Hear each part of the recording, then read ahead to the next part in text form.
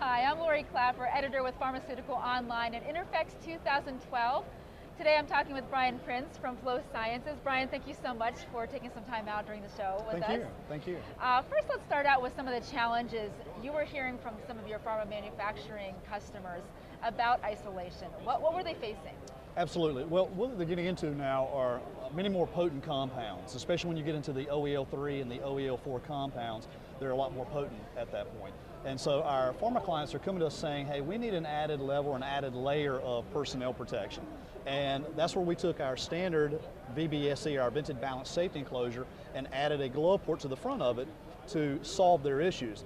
Part of that issue was that the lab technicians were coming in and out with dirty gloves to do key punch or log data, and therefore they're cross-contaminating the lab environment. And so that particular pharma client that helped us originate this product said, can you help? And we said, absolutely. And so we took our standard product and added a glove port to the front of it to help keep that bad lab practice, for lack of a better term, from happening.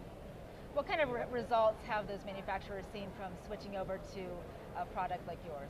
Good question. So we originally were solving the OEL3 below 10 micrograms or lower on the exposure over an 8-hour time weighted average.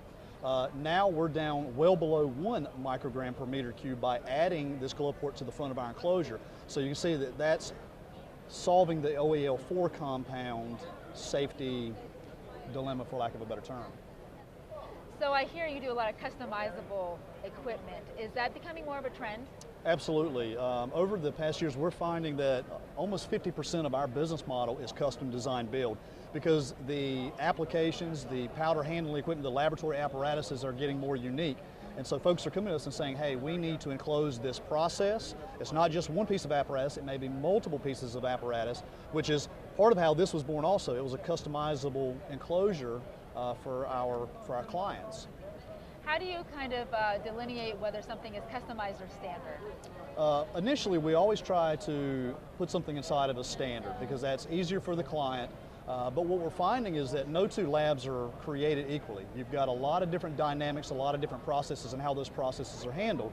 And so ultimately, what we're finding again is that 50% of those processes are becoming custom enclosure processes for us. All right, Bryan, thank you so much. You're welcome. Thank you.